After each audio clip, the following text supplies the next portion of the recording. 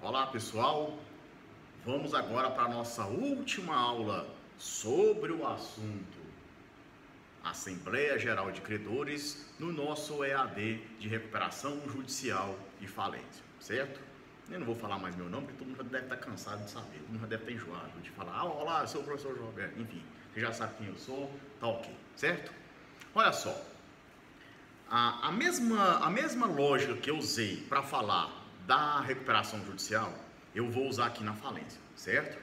Então aqui estão as três situações que elenca o artigo 35.2, daqui trata das deliberações que são realizadas nas Assembleias Gerais quando da falência. Basicamente, na falência, nós já temos o empresário ou sociedade empresarial que sucumbiu à crise econômico-financeira, né, de um modo até irreversível, e agora o que será feito é pegar os bens que essa empresa possui, que a gente chama de ativo, né, e vamos vender esses bens. Assim, em regra geral é assim que funciona. Depois a gente vai ver que existem outros meios de sanar esses débitos, tá? Mas vamos liquidar esse ativo, vamos transformar em dinheiro, tá? E vamos dividir para os credores, certo? Basicamente a lógica da falência é essa, certo?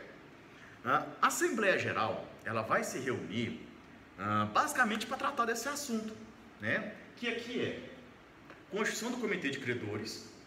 Na falência também existe, né? Constituir um comitê de credores para fiscalizar o trabalho do administrador judicial, levar informações até os credores do processo de falência, tá? Escolher um meio alternativo de realização do ativo e qualquer em matéria de interesse dos credores. Eu só vou falar um pouquinho desse aqui, que é um meio alternativo de realização do ativo. O que é realizar o ativo? Ativo é o patrimônio, tá, que a empresa falida deixou. Então são terrenos, é dinheiro no banco, são veículos, é a estrutura física do estabelecimento. Aquilo é o que a gente chama de ativo. Realizar o ativo é transformar esses bens, tá, em dinheiro, que possa, de uma forma que possa ser repartido entre os credores. Então, a lei de recuperação judicial e falência dá algumas formas de realização de ativo, sendo que o mais comum é a venda. Eu pego esse patrimônio, vendo, pego o dinheiro e vou repartir entre os credores. Mas existem alguns meios que não são esses. Por exemplo, pode ser que um grupo de credores aceite um patrimônio da empresa para saldar a dívida. É possível, né? É possível que, por exemplo, os empregados peguem um estabelecimento para saldar a dívida e esses empregados vão trabalhar nesse estabelecimento e vão tentar reerguê-lo. Então, sim, a Lei 11.101 ela traz várias formas de realização do ativo. Só que se os credores quiserem uma forma de realização do ativo que não esteja na Lei de Recuperação Judicial e Falência, eles podem escolher uma forma alternativa. Tá? E isso aqui vai ser definido em Assembleia Geral, certo? Então, são essas três formas aqui, tá? São essas três, vamos dizer assim, esses três assuntos que podem ser debatidos ou podem ser apreciados em uma Assembleia Geral de Credores na falência, certo? Observem aqui, ó, na falência, certo?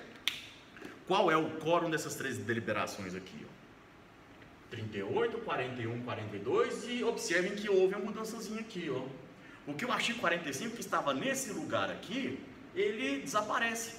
Porque o 45 só trata da recuperação judicial. E aqui nós estamos na Assembleia Geral da falência. Então, sai o 45, entra o 46, certo? Aqui, de uma forma geral, a Assembleia Geral de Credores na falência ela é um procedimento um pouco mais simples. Tá? Vamos lá então. Para constituir o comitê de credores, eu vou aplicar. Aqui assim eu mantenho o 45. Tá? Aqui sim eu vou manter o 45. Então, se for realizar a constituição do comitê de credores lá na falência, eu aplico as regras do 45. Ou seja, eu vou colocar a votação. Olha aqui as classes que vão votar. olha as classes que eu vou botar. Nessas duas aqui, eu preciso de maioria dos credores, somente maioria dos credores. Nessas duas aqui, eu preciso de maioria de credores e de créditos. Então aqui permanece a mesma regra que a gente estudou agora, ou no vídeo anterior, melhor dizendo, certo? Meio alternativo de realização do ativo. Essa regra aqui, ela está no artigo 46. E olha só o que diz o artigo 46. Ó, vou ler aqui, acompanha aí comigo. A aprovação de forma alternativa de realização do ativo na falência, prevista no artigo 145 dessa lei, dependerá do voto favorável de credores que representem 2/3 dos créditos presentes à Assembleia. Ou seja, apareceu todo esse pessoal aqui. Como é que eu vou aprovar um método de realização do ativo? Eu pego todo mundo que apareceu e vou ter que obter 2/3 dos créditos. Se somos créditos de todo mundo aqui que apareceu, tá? Somos créditos de todo mundo. E 2/3 vai dar aproximadamente 66,66%, né? Eu preciso de pelo menos isso para que seja aprovada um meio alternativo de, digamos assim, de liquidação do patrimônio do falido para a repartição desse patrimônio entre os credores, tá? Então, se essa forma for uma daquelas que não estiver na Lei 11.101, tá? Pode ser criado um método alternativo de liquidação desse patrimônio, mas para isso tem que ter 2/3, e esse 2/3 é considerado todo. Você pega todo mundo que compareceu à Assembleia Geral, tá? Você pega todo mundo que compareceu à Assembleia Geral. 2/3 dos créditos que apareceram, ou 66,6%, tá? Esse método alternativo ele estará aprovado, correto? E finalmente, qualquer matéria de interesse dos credores. Nesse caso aqui, nós aplicamos a regra geral. Qual é a regra geral? A regra geral é aquela do 42, tá? Ou seja, maioria dos créditos presentes à Assembleia, tá? Maioria dos créditos presentes à Assembleia, correto? Então isso aqui é a deliberação da Assembleia Geral de Credores na falência, ok?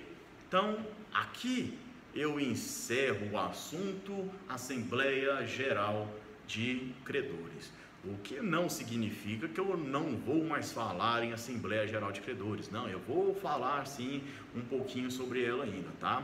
Mas a aula que trata somente sobre ela, eu vou encerrar aqui, correto? E aí só uma questão de curiosidade. No vídeo passado, quando eu estava falando sobre a Assembleia Geral de Credores na recuperação judicial, eu falei para vocês que para que o plano de recuperação judicial fosse aprovado, era necessário ter a aprovação de todas as classes, né? De todas essas classes aqui, certo? É o que diz o 45. Tá. Segundo o 45, se uma delas não aprovar, o plano está rejeitado. Mas cuidado, o plano está rejeitado segundo a Assembleia Geral de Credores. A Assembleia Geral de Credores só aprova o plano de recuperação judicial, tá? Se todas elas derem o ok. E se alguma delas não der o ok? O plano está rejeitado? Sim, o plano está rejeitado. Mas o plano estará rejeitado conforme, ou melhor, segundo a Assembleia Geral de Credores. Isso quer dizer o quê?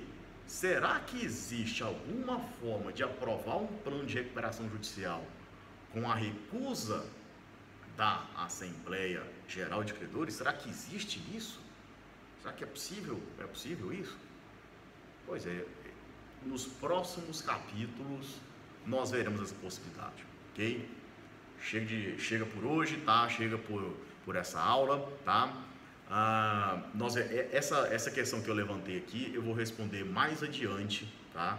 Quando nós entrarmos definitivamente no estudo da recuperação judicial, certo? Então, em relação a essa aula, tá? Em relação a essa aula, esse é o último vídeo dessa aula 2, certo?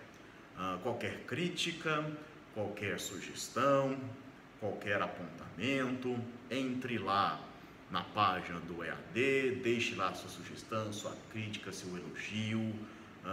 Comentários de vocês alunos sempre são muito bem-vindos, afinal de contas, tudo que nós professores fazemos é no intuito de fazer com que vocês compreendam a matéria. Nós somos um mero auxiliar de vocês no aprendizado, certo? Então qualquer dúvida, sugestão, crítica, elogio, deixe lá no seu feedback lá na área do aluno, que nós vamos, e eu no caso vou ler com atenção, estou lá para responder dúvidas de vocês, tá?